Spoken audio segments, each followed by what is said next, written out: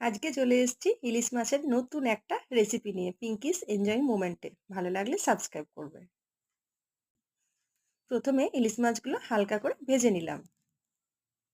তারপর ইলিশ মাছের জন্য কিছু মশলা, কালো জিরে, আদা বাটা, ধনে গুঁড়ো, জিরে গুঁড়ো, টমেটো, কাঁচা লঙ্কা, ধনেপাতা রেডি করে নিলাম।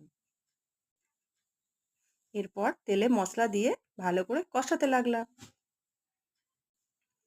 কিছুক্ষণ পর যে টমেটো কুচিটা করে রেখেছিলাম সেটা দিয়ে দিলাম। ততক্ষণ পর্যন্ত কষবো যতক্ষণ না মশলা গন্ধটা চলে যায় আর টমেটোগুলো গলে যায়। এরপর স্বাদমতো লবণ আর হলুদ অ্যাড করে দিলাম। তারপর কিছুটা জল দিয়ে ফুটতে দিলাম।